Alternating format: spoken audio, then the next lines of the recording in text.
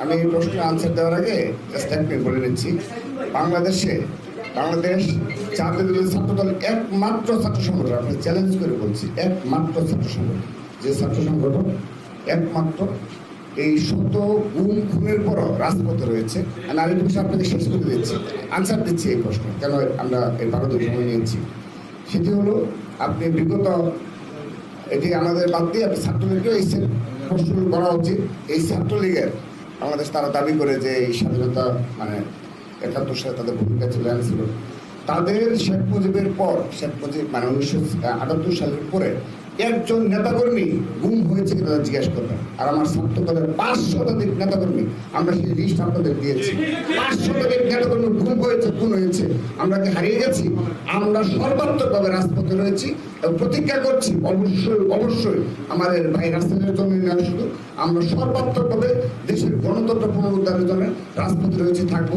আবারও কথাটা স্মরণ করে দিচ্ছি যে স্বাধীনতার পর একমাত্র ছাত্র সংগঠন ছাত্রদল, যে ছাত্রদল ৫ শতাধিক নেতা গুম এবং খুন হয়েছে, ক্রসফায়ারে দেওয়া হয়েছে। বাংলাদেশে কোন ছাত্র সংগঠন দাবি করতে পারছে একজন দিয়েছে। আমি চ্যালেঞ্জ করে বললাম, আপনাকে নাম সহ করে দিলাম। এখন আসি এই প্রশ্নে কেন, কারণ এই যে আমাদের আনসার আঙ্কেল উপস্থিত রয়েছে, আপনি লক্ষ্য করে দেখবেন যে সেখানে দ্বিতীয় দিন ২ তারিখেই করেছে, সেদিন থেকে আমাদের সাথে যোগাযোগ, তখন আপনার সাথে পেয়েছিলাম ২ তারিখ থেকে এখানে যে রূপম ভাই রয়েছে সাবেক ছাত্রদলের নেতা, আমরা সবাই সম্মিলিতভাবে, আমরা যেহেতু এই সময় সত্যিকার আন্দোলন সংগ্রামটা নেই ওইভাবে কোটা বিরোধী আন্দোলন ব্যতীত, আমরা সেখানে সর্বাত্মক অংশগ্রহণ রয়েছে ছাত্রদলের। তো সেই অংশগ্রহণের পর্যায়ে এসে যখন এটা শুনেছি, তারাই পরিবার থেকে সময় নিয়েছে, আমাদের বারবার বলেছে যে ঠিক আছে, এবং তাদেরকে প্রশাসনের বিভিন্ন পর্যায় থেকে আঙ্কেলকে আশ্বস্ত করা হয়েছে যে ঠিক আছে আমরা দেখতেছি। এবং আমরা এই মুহূর্তে নাম বলতে পারছি না, আপনাদের টিভির কিছু কর্মকর্তা রয়েছে, আমি নাম বললাম না, তারা দায়িত্ব নিয়ে বলেছে যে ঠিক আছে আসছে, তাদের কাছে রয়েছে।